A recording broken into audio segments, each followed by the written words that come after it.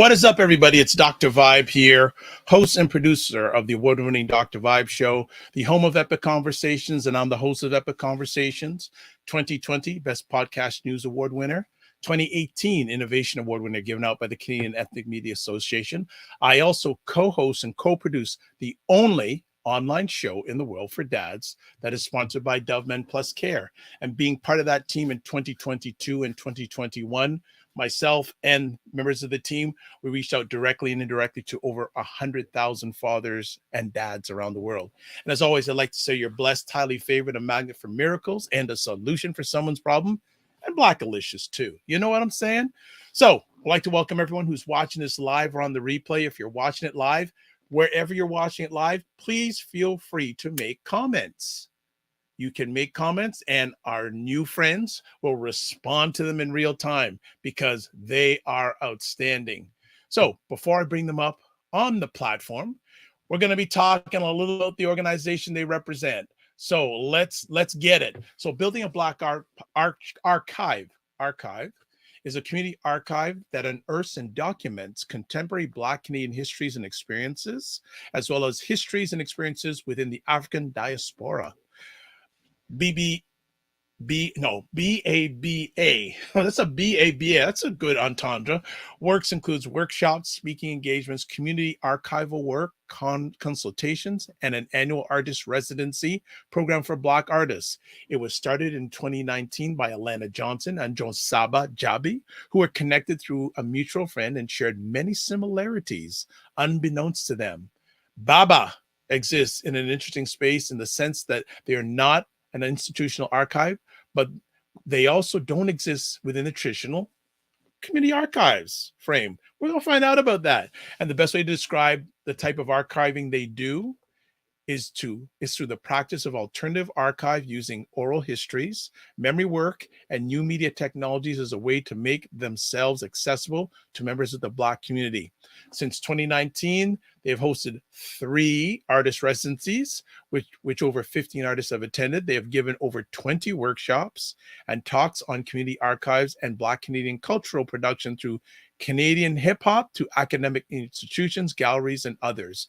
Themes of the residences have included hip hop and the Black experience. I know we're going to get to talk about hip hop because it's the 50th anniversary this year. Black experience in Ontario, 1980 to 2010, mapping Black geographies in Canada, and archiving everyday Black life. Wow, we could spend about 2 days on each one of those. But you know what? We are blessed and highly favored to have Jonsaba, Jabbi, and Alannah Johnson, the founders of BABA, in the house. So you know what? I think it's time to bring them to this digital stage. So here we go. There is Alannah, and here we go. Jonsaba, what is going on? Pretty good. Thanks for that introduction. I feel special. What about you, Alannah? We're doing really great. Yeah. Well, you are special. Don't you know that? You know what? I think you really restored that within us. So thank you for the affirmations and the reminders. But we're really happy to be here in digital space with you. So thank you for having us. Well, the pleasure is mine. I'm looking forward to an interesting, enlightening, entertaining, and empowering conversation with both you all. So before we go any further about Baba, because to Baba, that Baba. Let's find out a little bit about each one of you. Who wants to start first? Share a little bit about themselves to the Dr. Vibe Show family. Sure. I'll start first. I saw the look, Alannah. I saw the look. I thought I didn't do that. Okay, I'll start first. So my name is Jonsaba Jabbi. I'm born and raised in Toronto. I'm a writer, cultural historian, and I've also worked in the nonprofit world as a communications coordinator. And these days, just co-running BABA alongside Alannah. I was born and raised in the west end of Toronto, so like Bloor, Dovercourt, Dufferin, St. Clair area. That's where I typically grew up in. And how I got into really learning more about African Canadian history was in grade 7 history class, Canadian history class in particular. I stumbled upon the word Africville, which was pretty much only a paragraph in like a 300-page Canadian history textbook. And the thought that came to mind was, oh, I didn't know there was somewhere in Canada called Africville. So that was kind of my first kind of iteration into learning more about African Canadian history. So since age 12, I've been kind of teaching myself about our history and learning more each and every day. I also think it's important that, you know, we should know our own personal histories as well and where we came from and things like that. So my background is Grenadian and Gambian. So I grew up knowing a little bit about both my heritages there. So yeah, so that's just a little bit about me. So I'm going to throw it back to you, Alannah. Jonsaba. So my name is Alannah Johnson, and I am one of the co-founders of Building a Black Archive. I'm also a writer, former publisher, and also bodies liberationist. So, you know, a lot of my work is centered in Black histories, but also Black futurism. And I also work in equity, diversity, and inclusion and anti-racism policy and programming. So that's a bit about my training. However, I grew up in Toronto in a beloved community that is now called Little Jamaica. So, yeah, I grew up. I spent when I had hair and younger. I grew up on a street called Belgravia, which is you go north on Marley Avenue, and it's about 2 or 3 streets north of Eglinton off of Marley Avenue. So that was my stomping ground when I was very, very young. Amazing. My father actually had a store on Eglinton. So, and I grew up closer to Vaughan, however, just, you know, along Oakwood. And so Little Jamaica was very much my like childhood and a very integral part of my formative years. So a bit about my entry into this work would be I went away to school, university, and when I returned 5 years later, I noticed that, you know, the community was ever changing very rapidly, and a lot of it was not being documented. And so that was, you know, a call to action for me, because, you know, the community was such a fundamental part of my childhood and a lot of my friends as well. And so, yeah, that's how, you know, a bit about how I arrived at archiving. However, I also love Black geographies. I feel like, you know, at Africville, I have one similar about just literally like studying maps. And my grade 8 teacher used to have flags hanging from the ceiling. And I was a bit annoying. I would always ask, which country is this? Which country is that? And I'd go home and I'd research more about Black geographies. And so as much as, you know, I have a will and, you know, excitement about Black Canadian history and geographies, I also love learning more about the African diaspora.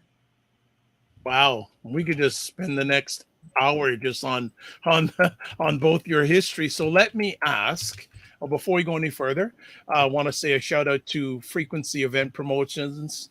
Says greetings and salutations. Thank you, Frequency Event Promotions. Just before we went live, I jumped on your Instagram live for a few moments, and he said, "Oh, when are you doing another show?" I said, "In about 20 minutes." So Frequency Event Promotions shouts out. And again, if you are watching this live, especially, please put your comments, questions into the comments section or platform, wherever you're watching. And we'd love to put you up there. And do tell us where you're chiming in from. Tell us where you're watching our conversation live from. I want to ask for both of you, you sound like what was your experience in knowing about Black Canadian history before you started on this journey? Jonsaba, do you want to go, or we do this all this time? You can go this time. I started it off. Okay, all right. And if there's more dead air, I'm just gonna say I'm gonna pick one of you. All right. So if you don't jump in, I'm gonna tell it go. Perfect. All right. So again, I spent a lot of time, in Little Jamaica, and when I was growing up in the '90s, there was a lot of programming, particularly ran by Black women at an organization called Art Starts. A lot of folks don't know that Art Starts actually had an office in the event space at Eglinton and just before Dufferin, and then later on Oakwood, just closer towards St. Clair, but they were always in the community, and a lot of Black women were doing programming. And so they would hold a lot of space for the community, and we do a lot of, music like drumming, but also a lot of storytelling. And so I grew up particularly with having elders doing a lot of storytelling and talking about their experiences, particularly their migration stories. From elsewhere to here, and also a lot of like folklore, so it was always exciting for me. But I would say that when I attended Oakwood Collegiate, they had a particular program that would take Black students, or had a particular interest in sharing Black Canadian history with Black students. And so they'd actually take us to like Windsor and explore a lot of that area, a lot of Black Canadian history in that area. So I would say that, in high school, I definitely could identify that I had a particular interest in learning more about Black histories. However, I think it was also fostered in me from a young age. So I was really fortunate to be a part of that community. I want to jump in for both you this conversation piece. How much was Black history talked about in your own families when you were growing up, whether it was Black Canadian history, Black history, or even your own family history? Mm-hmm. Yeah, like for me, like my parents always would tell us stories about like our history. My dad in particular, because he is from the Gambia, he would always tell us folklores, but also tell us about like his ancestors and where they came from. And my mom would do the same thing. So my first entry point to like Black history was essentially my own at first. And then, but when you're growing up in a country like Canada, which back in the day and still up to this day is super white, like the general culture is super white still, you know, you're trying to find your place, you're trying to figure out like what is your identity. You don't relate to your parents' identity too much, even though that's what you grew up with, Yeah, I but agree. you also don't fit into the larger Canadian society. So where do you really fit in? And for me, I kind of had an interesting positioning because I was both Caribbean and I was both African. And back in those days, there were tensions between those communities, for various reasons. So you kind of are always wondering, where do you fit in? So for me, a lot of how I started to cultivate my own like self-teaching or self-teaching myself on Black history was through reading books, taking in music.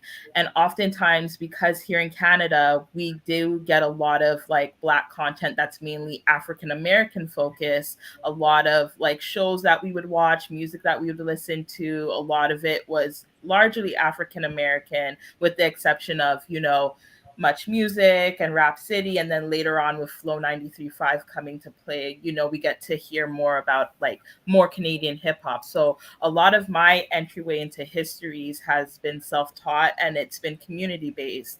I also grew up 7-day Adventist. So at my local church, they used to do Black History Month programming for the full month.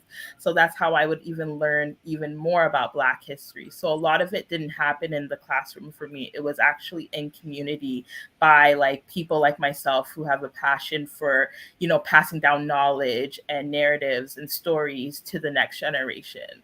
So Alannah, how about yourself? How much was Black Canadian, African history part of your family when you Mhm. were getting older? Mhm. That's sort of in your young days, in your youth. I'll be honest in saying that a lot of these conversations did not happen in the home for me. Okay. I think that my mother was very intentional about buying books, and we'd be at different events where I would be able to access a lot of particularly programming, or just a lot of conversations and sharing. happened in those spaces. So I was really grateful for that. But in the home, it actually didn't happen for me. My mother is from Grenada and my father is from Jamaica. And I didn't grow up with a lot of family. A lot of my family are either back home or in the States. And so, I particularly was one of those kids that would, go out into the world very curious about my histories. And I think it was only when I actually was 21, I started asking my mom more about the family. It was always kind of a contentious thing to ask. So families are complicated. Black families are really complicated. And I grew up, knowing that truthfully, that it's very complex. Okay, fantastic. You're both doing a great job. Relax. We're just having a conversation. You're just doing fine. So give you a quick little break just for everyone who's watching live on the replay.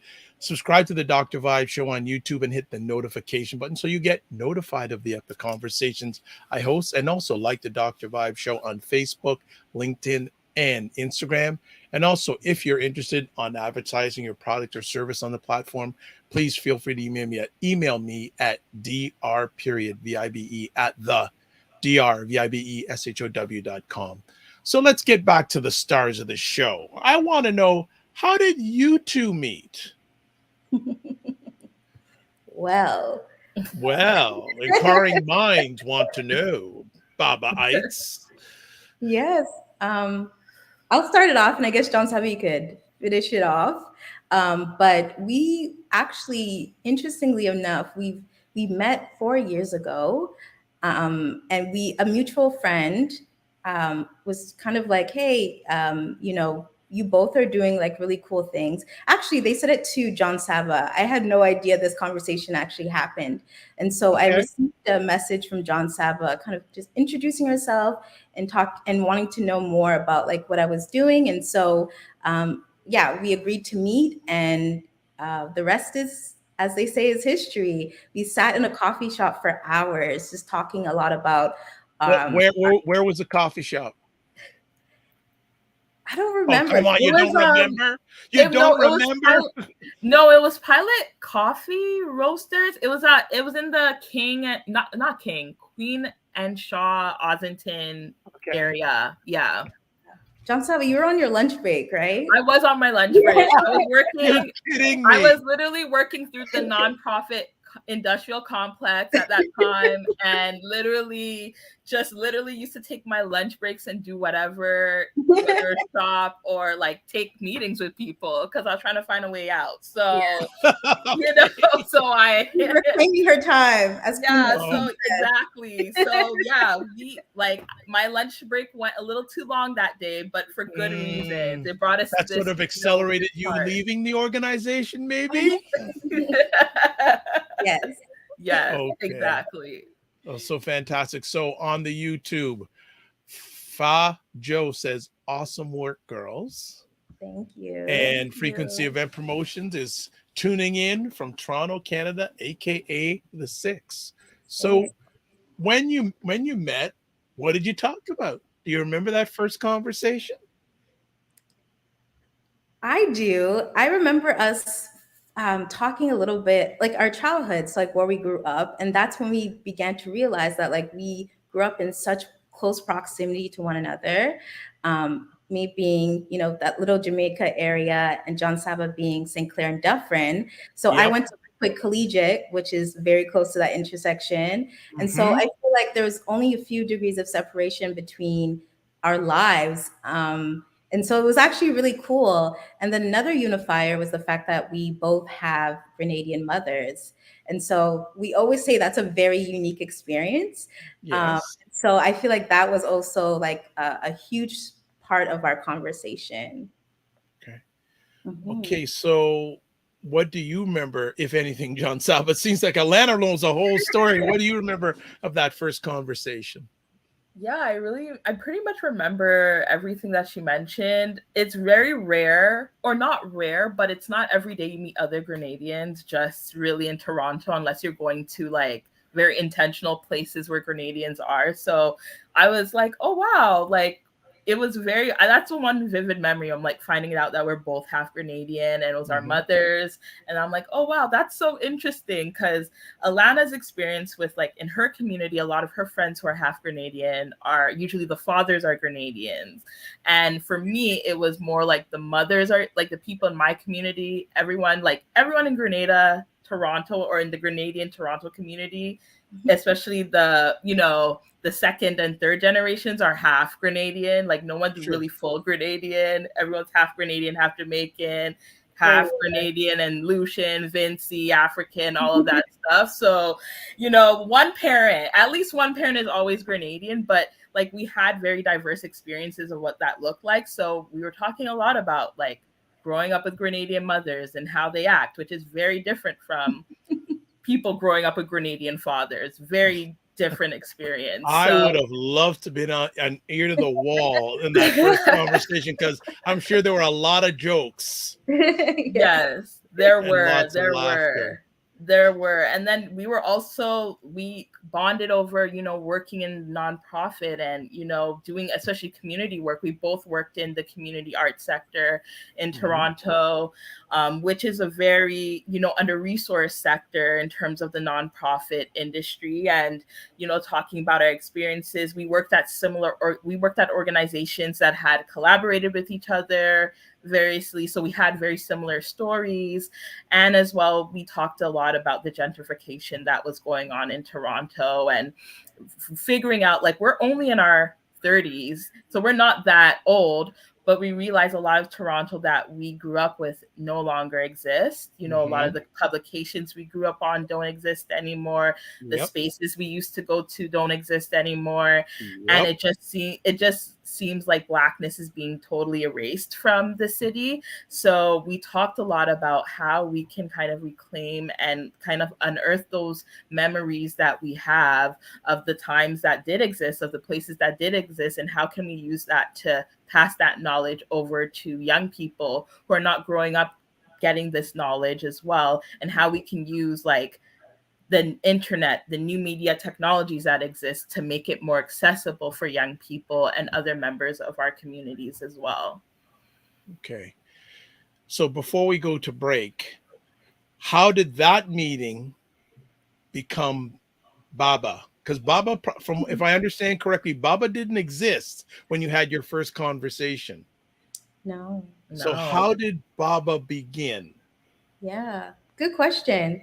So I think I would say that conversation then became like ... to be continued.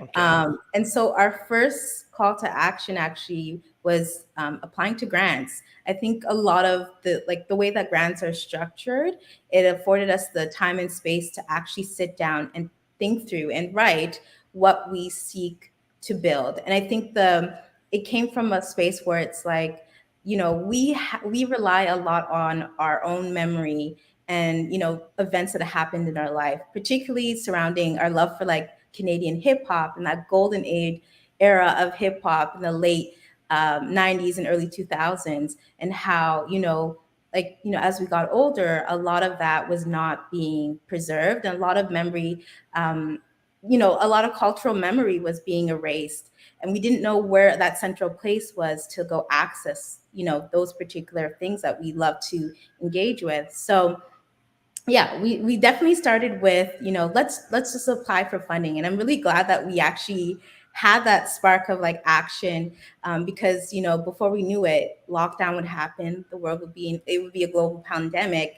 And it feels like we were able to meet in real time and space and connect and bond and kind of envision what this looks like. Even though in practice now it's taking on many, new forms, I think that particular conversation was a really special meeting space for us. And we went to, let's apply to funding. And thankfully we did work for nonprofits, so we were very familiar about the language. You had some game. Some game. Good for you. Yeah. So, that's kind of where it came about. Yeah. Jonsaba, anything you want to add to what your partner in crime just eloquently laid out?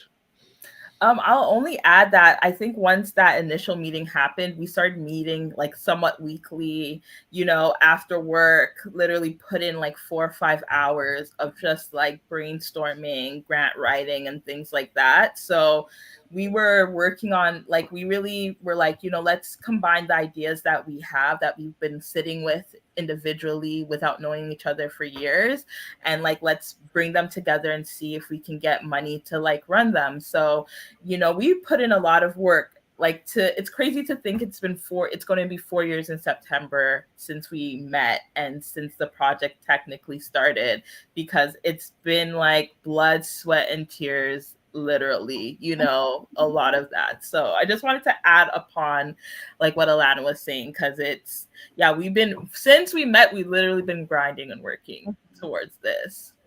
Okay. Well, I'm going to give you a pause from the conversation grind for a few moments and take a little bit of a break. So we're speaking with Jonsaba, Jabbi, and Alannah Johnson of Building a Black Archive, which is based here in Toronto. We're going to take about a 90-second break so they can relax, because I still feel they're a little tense. And we're just going to take a quick break, and we're going to come back, and we're going to get a quick little, I guess, a nice message from a supporter. So hold tight. We'll be back in about 90 seconds. And that's what I feel like. You feel like you're the Harriet Tubman of the mind. I am. I feel like I'm I'm one of the Harriet Tubmans of intelligent Black people. Like, I want to liberate y'all from like being left behind and ignored and oblivion. Now, really, the rappers get all the attention. Seriously, does anybody else feel this way? Like ignorant Black people, they'll be all up, getting all the headlines on the Shade Room. Overly sexualized Black folks. Like the twerkers and the just people that don't always represent the best of us. The diversity. Like people like Dr. Vibe. Like everybody should know about people like Dr. Vibe. Dr. Really Vibe he's trying to do good work for Black people. Dr. Vibe from Toronto. Good to see you, my brother. Dr. Vibe. Everybody follow Dr. Vibe. He has a great show. He's very good at what he does, and I have a lot of respect for him. Okay, so let me hop into this. What's up, Dr. Vibe? How you doing? Everybody, if you see Dr. Vibe in the chat, everybody go follow the Dr. Vibe show. Dr. Vibe is a real smart brother and a good human being. And I like the guy a lot, and he's very intelligent. And I think everyone should pay attention to what he's got going on. We got to shine the spotlight on the intelligent Black people out here that are really doing the good work. Don't just pay attention to the rappers and the celebrities. A lot of these people are losers. Your true winners are your people in your community that are really having your back. Helping us to have stronger families and a stronger community. So Dr. Vibe is in that category. So you might see the Dr. Vibe show in this chat. If you see him, please go follow him. Okay. All right. So anyway.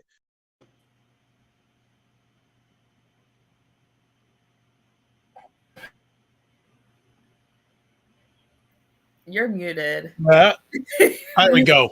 Shout out to Dr. Boyce and Dr. Alicia Watkins for their continuous support. And definitely you can follow Dr. Boyce Watkins at boycewatkins.com. And Dr. Alicia Watkins, you can follow her at Coaching with Dr. Alicia, two great supporters of the Dr. Vibe show. And as we were saying before, we're speaking with two powerhouses, Jonsaba, Jabbi, and Alannah Johnson of Building a Black Archive. And we're going to go on Instagram for a few moments here. So let's say hello to our Instagram family. You're catching some of this conversation live with Jonsaba and Alannah of Building a Black Archive. And I want to know my next conversation piece. Oh, actually, we got a question. Okay, there is a question. We're going to hold off to a bit. I see your question, Fajo. We're going to get to it in just a moment. And look at this. Building a Black Archive is also on Instagram. Follow me. So you got me. You're cornering me. All right, no problem. It's all good. How long did it take from the time you both met to getting the name Building a Black Archive? How did that name come about?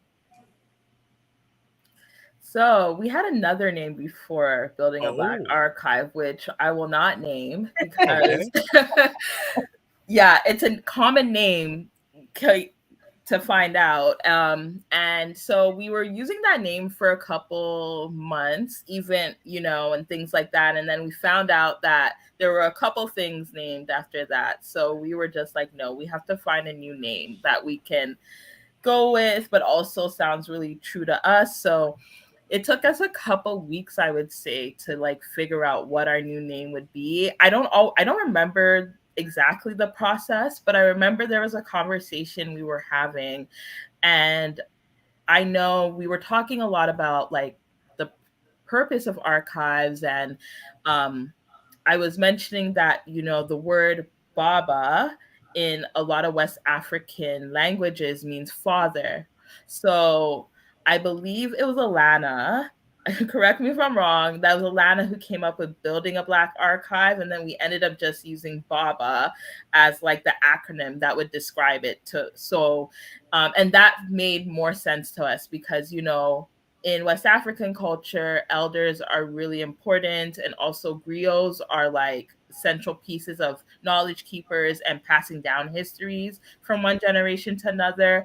So we felt like building a Black archive and Baba for short really encapsulated that idea around like eldership and passing down knowledge and history and narratives and stories and histories and all of that. So that's what I vaguely remember. It feels like such a blur now about the naming process because I think we were just in the moment of just trying to find a name. But yeah, Alannah, I don't know if you remember anything from that time when we got to that name.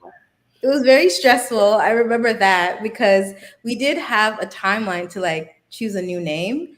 But I remember also a part of the conversation, because building a Black archive is so literal, the intention was also for it to be continuous, for it to evolve. And our intention is always to, you know, we want more archives out here. So, you know, if our organization serves as a blueprint for others to come along, then, you know, that is a form of success for us. You know, we don't want to be the only Black archive out here. We want others to, you know, take up this work. So that's what I remember as well. I love the name because the name tells exactly what you do.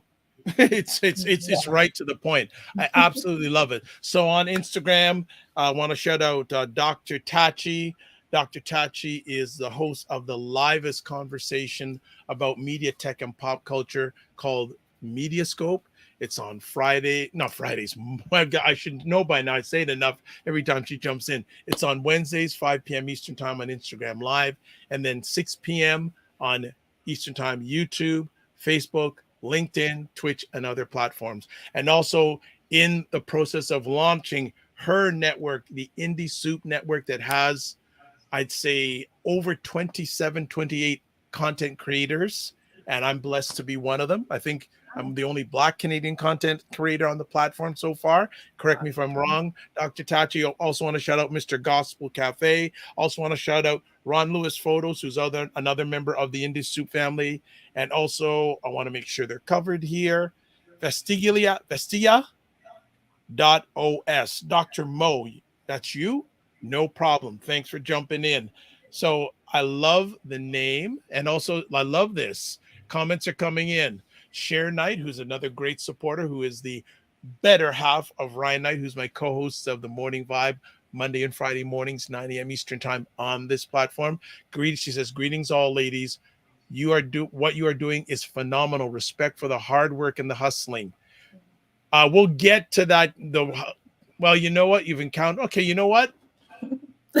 There's so many different ways. Okay, let's talk about some of the successes that you've had along the way. Actually, let's put it this way. What was the first big win for Baba in each of your minds?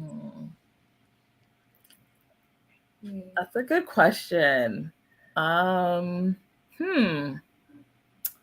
Big win. Well, I guess, you know, Lana, maybe securing funding would have been a major win, even though, you know, the idea that we conceptualized was pre-pandemic. We did get funding during the early days of the pandemic. So I think that would be one win, that our first win, I would say, you know, for us only knowing each other maybe 5 or 6 months at that point to now the project becoming would have the opportunity to become something. We would essentially build an archive out of it. So that would have been like what I would imagine our first win. And I'm thinking about our second one. So Alannah, I don't know. I'm thinking about what are the other ones. That question threw me off because I'm like, what have we not gone through? What have we not gone through? But yes, wins. Alannah, over to you. I would say launching it, and then like launching it and also actually like running programming. Like that was, it was huge. It was major. It felt really great. We were really excited. This was like, again, the early stages of the project. So like, we were working on like syllabus and like, just pooling a lot of like resources into what we want to share with the youth. And so I think launching it and doing the youth residency was like another huge win. But as Jonsaba said, we have a lot to discuss when it comes to a lot of barriers or roadblocks and what we've overcome. But we're still here. So yeah. You know what? Let me give you a little secret. One of the secrets of success: don't quit. There you go. Sorry, it was too complicated, but don't quit. Yeah. Simple as that. I want to shout out on Instagram, Coach Oliver Levy. If you want to know about parenting, he's your go-to source when it comes to one of the go-to sources of parenting online, Coach Oliver Levy. I know you were doing it. I think you have an upcoming event, Oliver, involving basketball. I think I saw something online. So if it hasn't happened, I know you're going to rock the house. If it has happened, I know you rock the house. Also want to say again, Frequency Event Promotions has now come back to IG. I don't know if you're also on YouTube. Hey, no problem. And also Dr. Tachi, who was on IG. I don't know if you're still on IG. I can tell if you're still on IG. You are. So she's watching on IG and on YouTube. There you go. So popular, she's watching on both. There you go.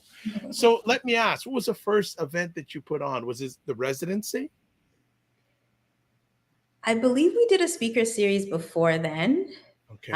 So that was a part of our community aspect, is that, during the beginning stages of the, in 2020, when we were in lockdown, we started the speaker series, and it was a space for us to kind of introduce and like massage the idea of like the archive and what exactly we were working towards, and how folks can come along.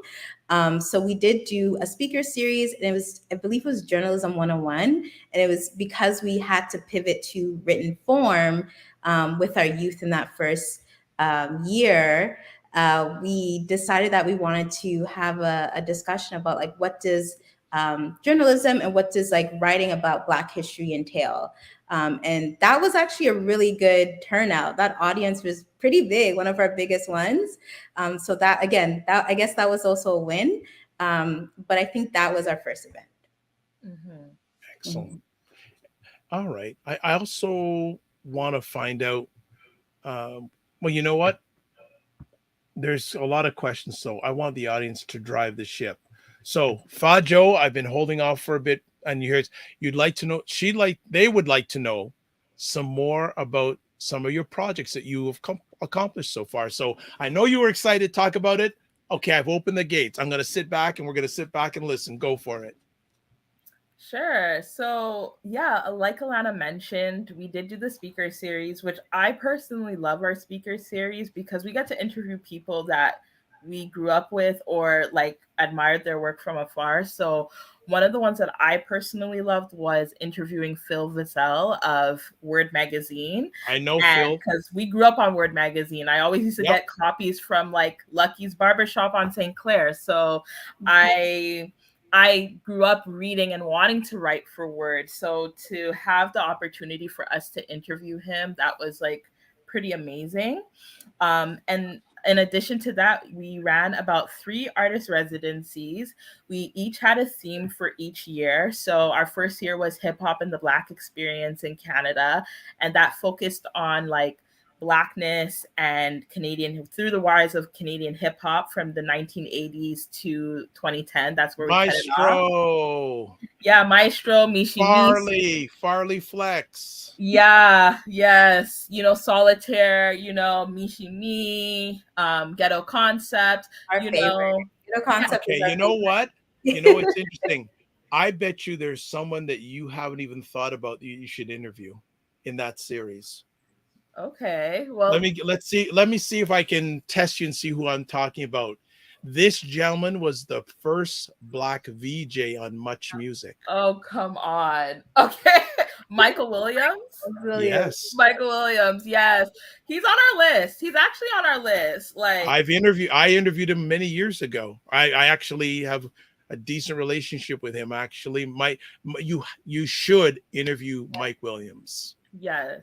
He's on our list. I think that is almost a must in regards to Canadian hip hop, or just we have to hail up Mr. Williams. He was the first melanated face on a national music network and he not only brought a lot of hip hop, a lot of jazz, a lot of funk, and he was himself. He was unapologetically Black, long before it was unapologetically Black in Canadian media.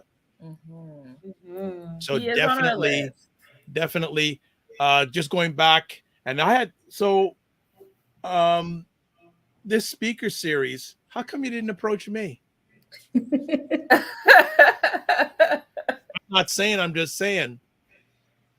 Okay, I'm sorry to put you on the spot like that. Also, Coach Oliver Levy, who finished off he just finished off a series for sports parents, how to get your student athletes to play more with confidence. He was asking, how can he be part of the speaker series? Or is it already done? No, we're building this, right? Like it's building a Black archive. It's building a Black archive. We're building it. It is evolving. It is forever, No point of arrival. Yes. Okay. I just want to make sure. I just wondered if you shut the door and just left us behind. Absolutely not. You'll hear from us. Everyone will hear from us at some point. Okay. What time? But you'll hear from us. Okay. Don't leave me behind. Never that. I did have you on something. Just okay. All right. Just want to remind that. So, what are any other successes along the way that you want to share with our family? Let me see. Our artist residency. Can I just interrupt? What is an artist residency? Give us some education. What is that? Sure. Alannah, you look like you're going to say something. So go ahead. Yeah. So artist residency typically is for artists who are practicing and want to develop their artistry more.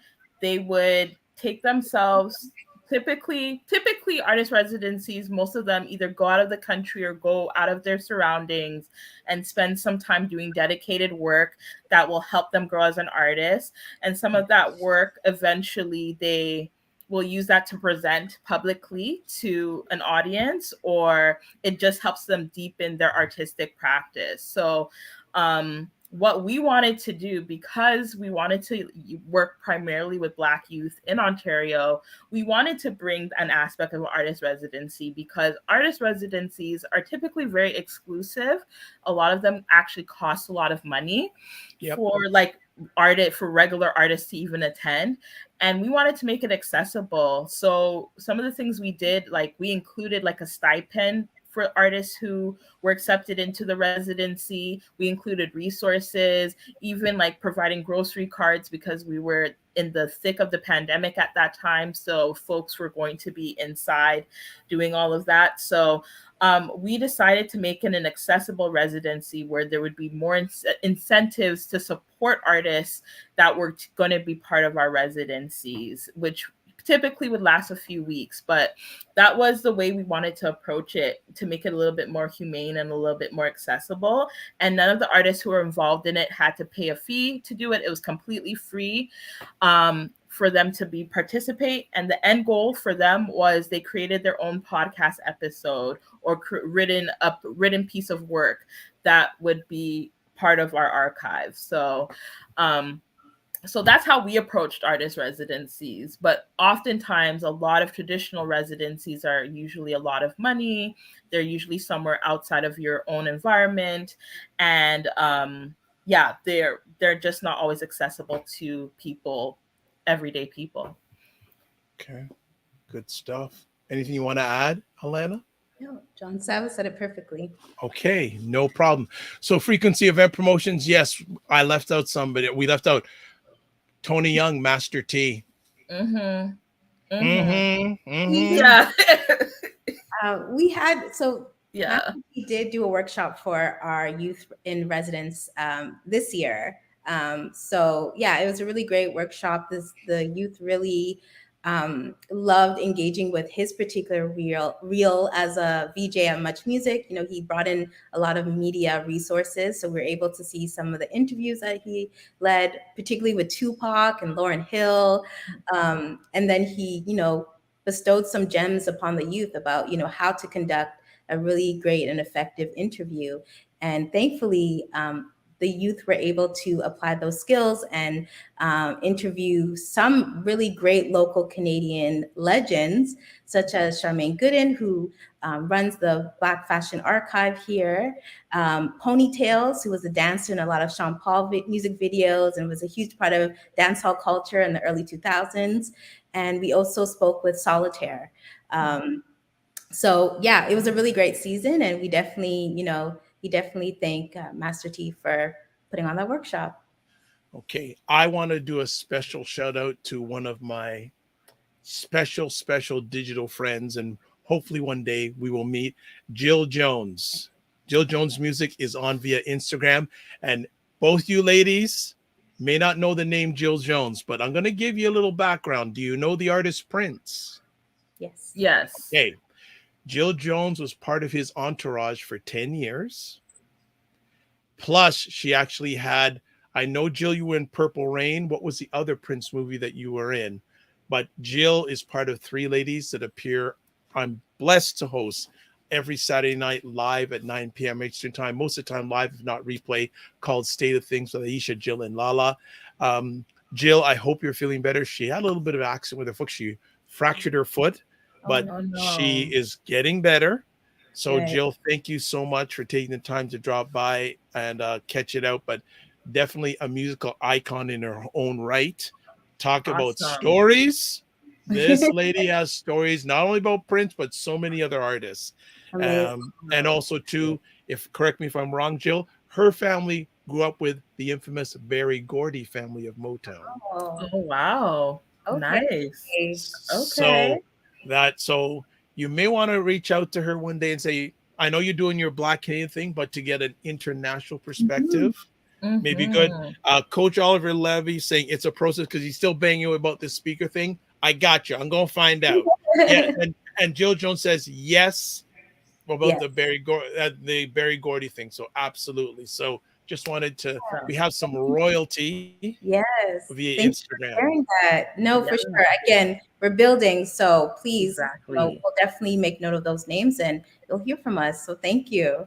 You're very welcome. Okay. So let me get to Share Knight's piece again, saying, are there any obstacles, roadblocks that you've encountered so far in your journey?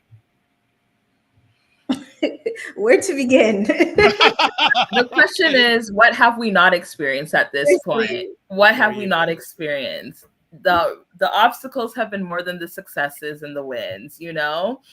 I think one that stands out for me is how difficult it is to do community work, not only in Toronto, but in Black Toronto. It just seems like it just seems like it's 10 times harder to do anything here.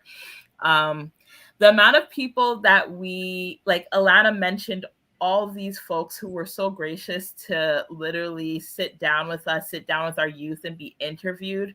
But they were one of maybe 50, 100 people we contacted for interviews over the last 4 years and who were responsive. So we really appreciate that. But, you know, community work is not easy. It has never been easy in our community. It's complex. It's, you know, complicated. And, you know, a lot of times it's a lot of barriers. You know, we're not only dealing with barriers within community, we're also dealing with like structural barriers. You know, when you get funding, you know, you don't always get to use it in the way that you want to use it, in a way to reach more people, you know, like there was a lot of barriers that we experienced, you know, and I don't know how to start. I don't know where to, you know, I don't know how to like even conceptualize it, even verbalize it, because it's like, what have we not gone through at this point, you know? Yeah, what have we not gone through? Mm-hmm. Okay. Well, has it been worth it? I'd say so. Yes. Okay. I can You're speak still to here. we're still here. Yeah. And I can speak to perhaps one of the greatest lessons that, like, you know, all those obstacles have taught us is, I think grace is really important working in and within Black community, and also boundaries. I think they, you know, in many ways they go hand in hand, even if it's not very apparent. But, you know, I see the archive as an entry point in many ways, you know, an entry point into our histories, but also a meeting place in the present, right? And so if we're building forward with, you know, with these things in mind, grace is really important. It sustains us, and it also, I think that's also a great way to unify us, because I don't assume that Blackness is the unifier, right? Like it's complex, it's you know, unique in many ways, it's contextual, but, you know, affording each other grace is really important. And I think that's also, you know, a way for us to come together with that, you know, in mind. But I also want to speak to the boundaries, because I think, you know, one of the greatest lessons has also been like, you know, not overextending ourselves or operating from like what we will and will not do to preserve ourselves, and also to preserve the work. You know, this work is by Black folks, for Black folks, with Black folks.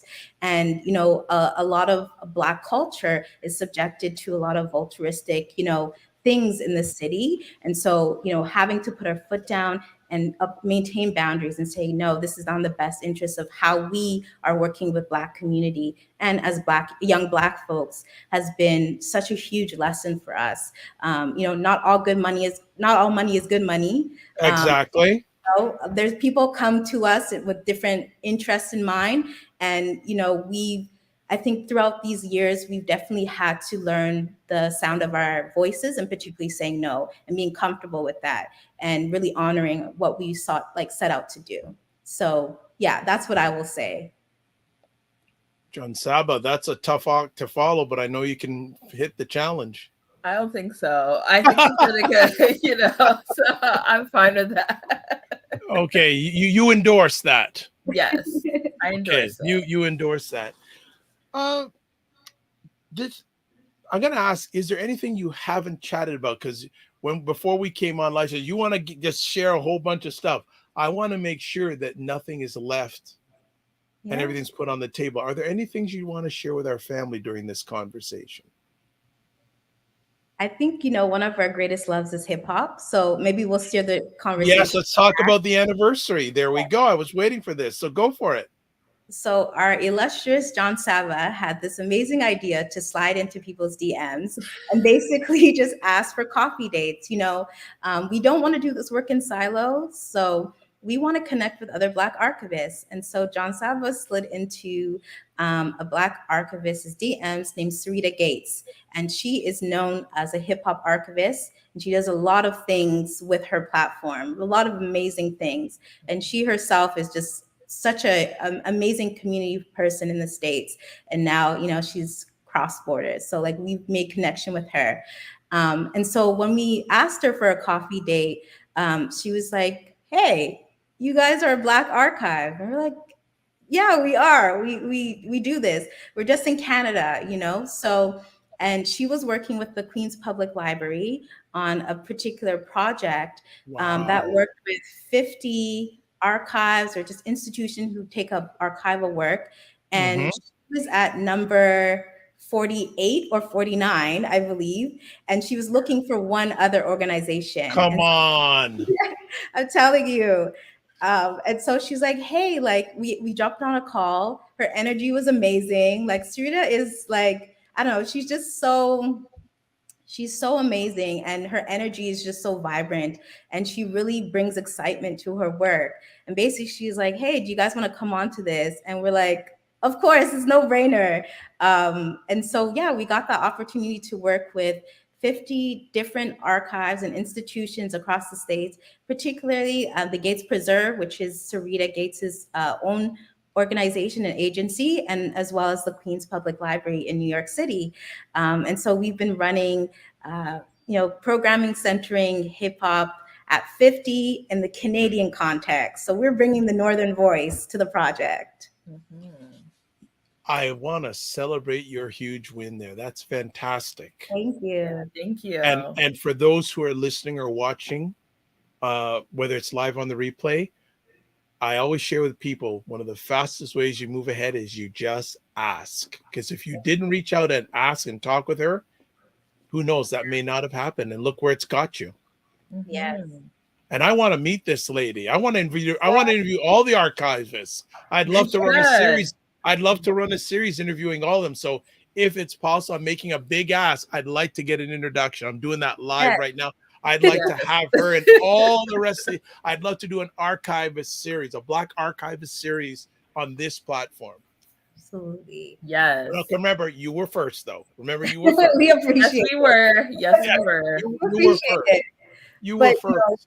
Sarita would be great. She's from Queens, New York, and she has Queens on her back. Like she's like the energy is on 1000, and she would be a great person to talk with because she's been doing this work and she's been bringing others along. And I think that's what's so special about her work is that she has attained so many like accolades and just she has a huge platform, but she's always working with Black community. Whenever we reach out, she always responds like graciously, and she really puts in time into this. And so it's been a huge inspiration to our work. And we're just very grateful to have people, in the field that we have to look towards to say, hey, this is possible. You deserve it. Thank you. Thank you. You're welcome. I'm going to stop the Instagram broadcast right now. Thank you, everyone who watched live on the replay. If you want to catch more of the conversation or the replay, you can catch the full thing on the Dr. Vibe Show YouTube channel. I want to say thank you to classic_C_gems, M. Lewis 416, Coach Oliver Levy. Their Instagram account is at Building a Black Archive. As it's spelled, that's their Instagram handle. Jill Jones Music, thank you so much. Dr. Tachi, Speak with Candace. Ron Lewis Photos, Frequency Event Promotions. Thank you so much. If you want to catch Farah Johnson 96, Vestigia.os. Thank you so much for catching some of it on Instagram. You can catch the full thing on the Dr. Vibe Show on YouTube. And when you go on YouTube, if you haven't subscribed, please subscribe and hit the notification button. Be well, keep the faith, make sure you give yourself grace, and don't just manage your time, manage your energy. Thank you so much. Okay, so we ain't finished yet. Those are the IG people that just get an appetizer. So they want to catch the whole thing. They're going to come to YouTube and watch the whole thing. What are you excited about going forward? We have a lot in the works. Like we do this. The last 4 years has been a lot of trial and error, but I think we're moving into an era where it's like we see the vision. So Jonsaba, do you want to share a little bit about what we're looking towards? Sure. So we're definitely looking towards, expanding on what we offer. We would love to have a space one day in the near future where we could just have something sustainable, but also like have a place for our archive, because people think we're a digital archive only, but we actually have physical archives as well. Okay. So we want to have a space one day where we can have where we can showcase our physical archive. So that's like something, hopefully, we talk about what will the next 4 years look like. We're hoping within those next 4 years that could come about. We want to elevate our artist residency and see if we can eventually take it to the school system. So like making it a course, particularly the work we do around like Canadian hip hop, because it's not only talking about the music that we bring in, we talk about like the socioeconomic aspect of like that time period from the 80s to the 2000s, where, we had Black activism kind of going hand in hand with Canadian hip hop. So while certain songs were, rising and, the music was transitioning from the underground to the mainstream, you know, we had, for example, Can't Repress the Cause from 1991, which was that song about, you know, campaigning for a Black-owned radio station, which that bid was denied.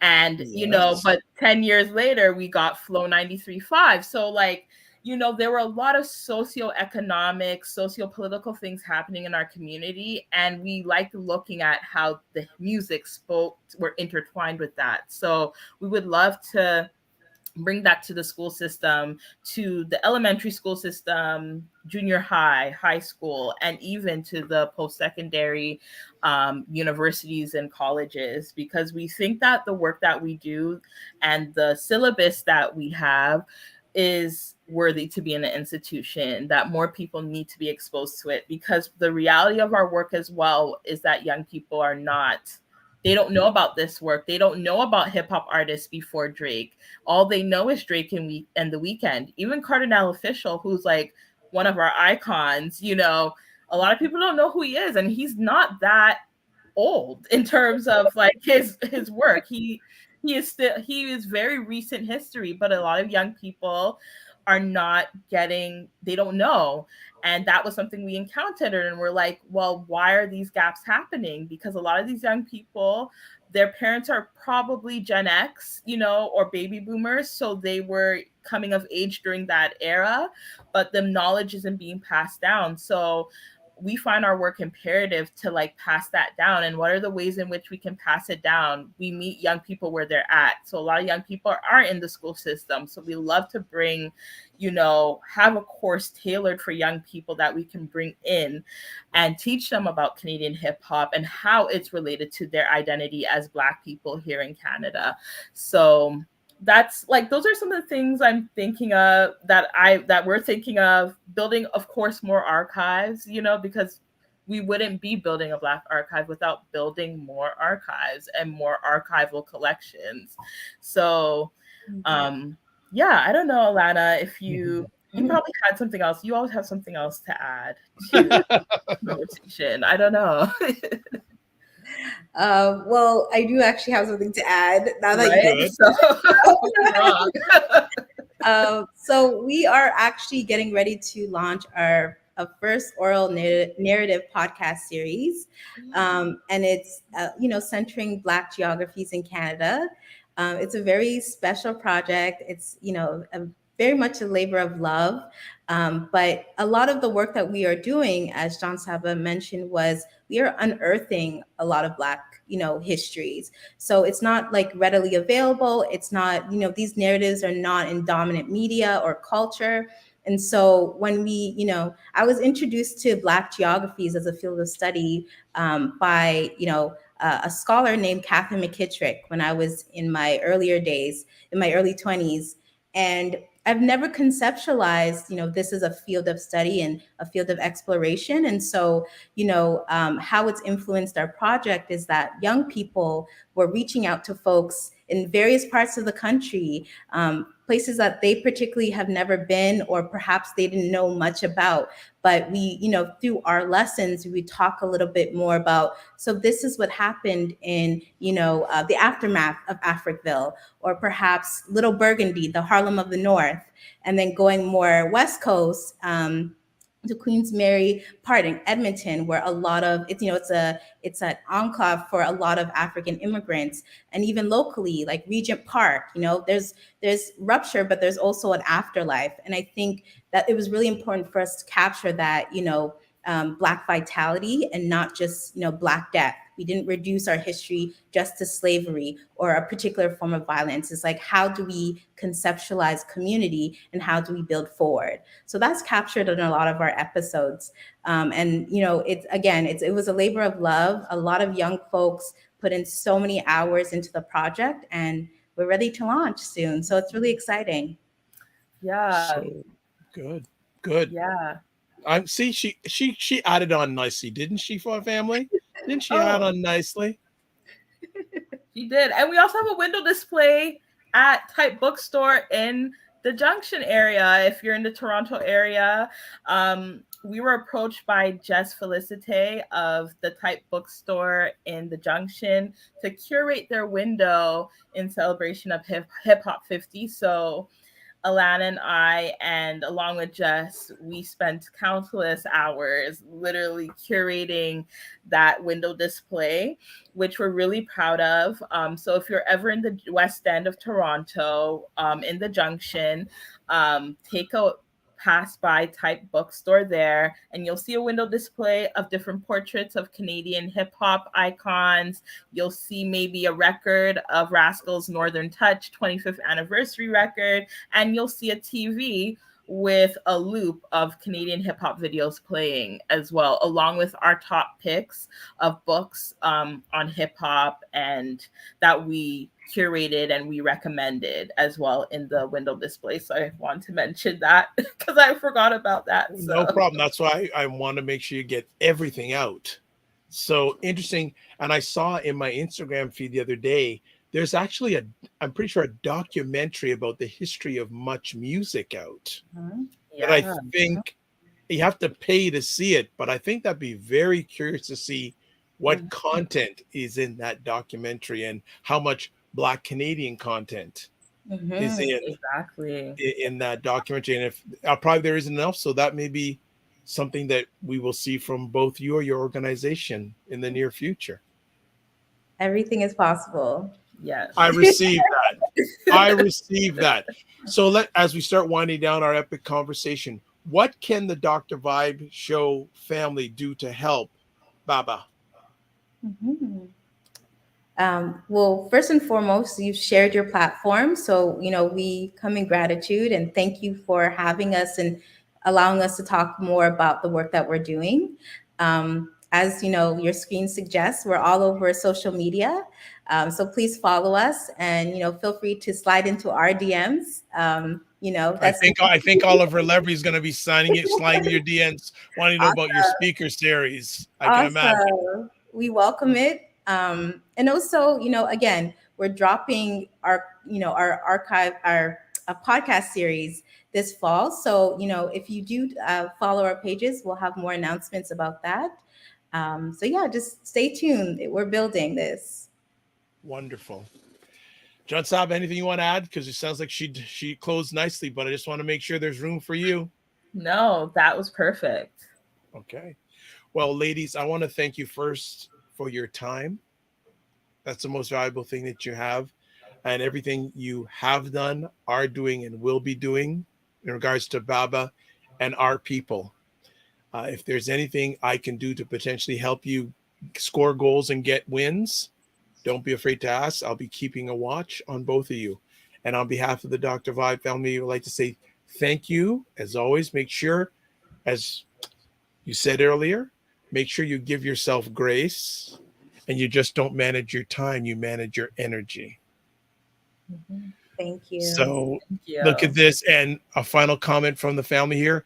Cass Lou says, good evening, all. This is a great concept to direct toward youth communities, school-based approach and narration. Interesting. Keep building.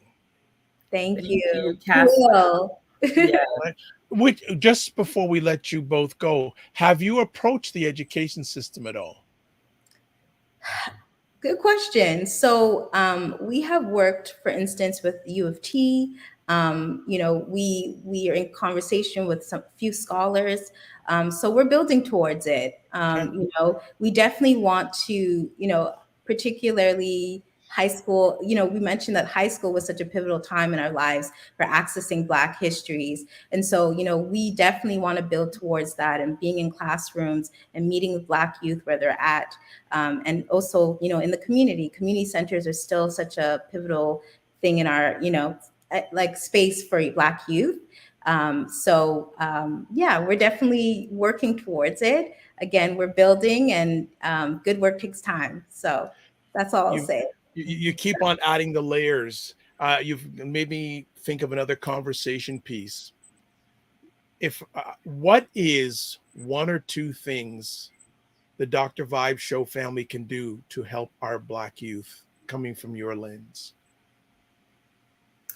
I think the first thing is definitely passing on knowledge. I think there's like generational gaps between like Gen X generation and millennials, and then generation gaps between millennials and Gen Zs.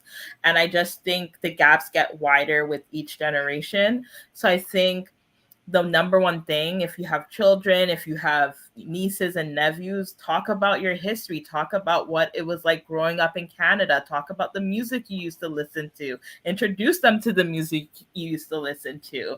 You know, that's how, like, for me, that's how I got to know a lot of things. Like, my dad listened to a lot of different music, so that's informed my own music history, but I wouldn't have known that if my dad didn't really introduce me to that. So I feel like the parents, the aunties, the uncles, like, share your histories, because when you die, your history dies with you.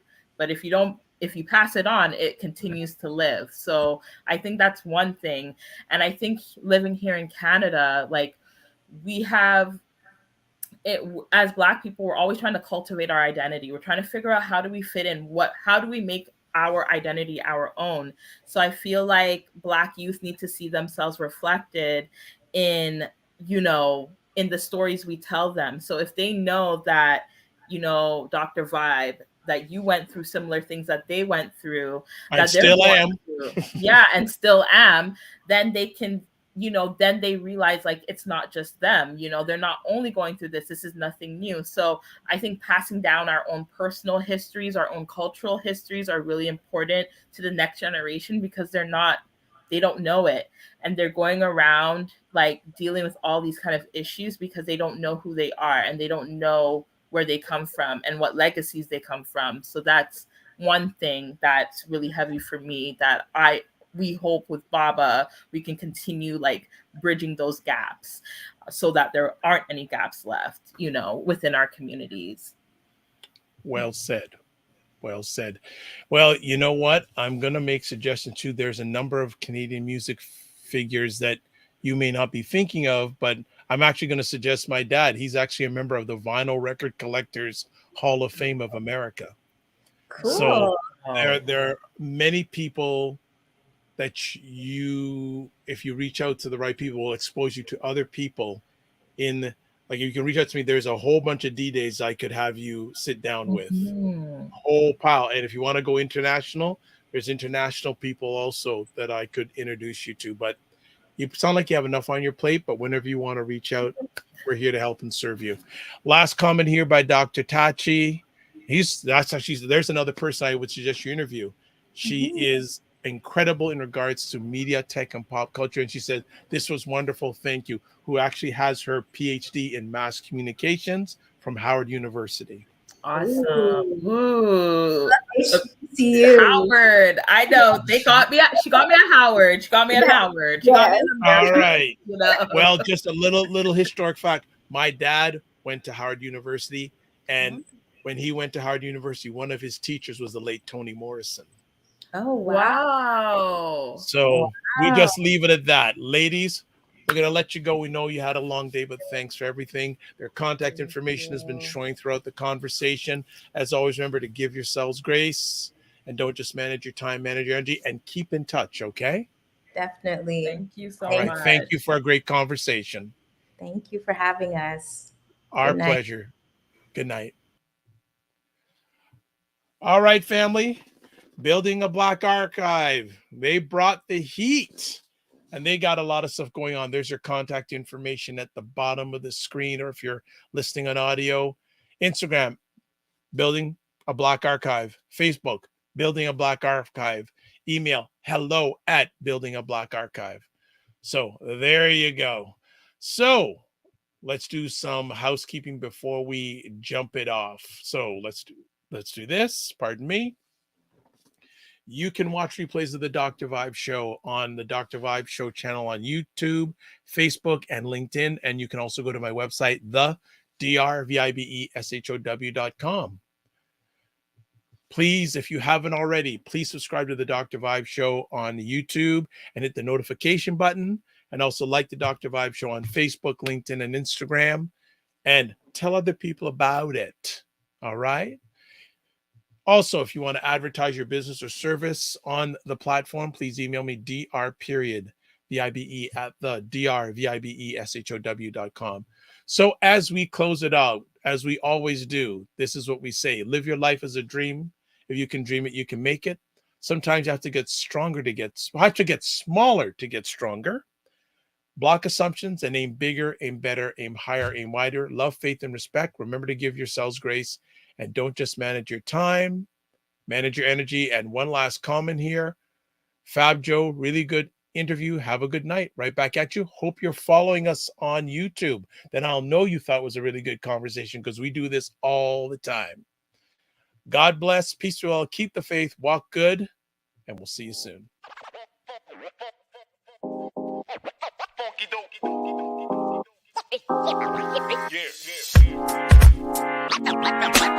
Yeah.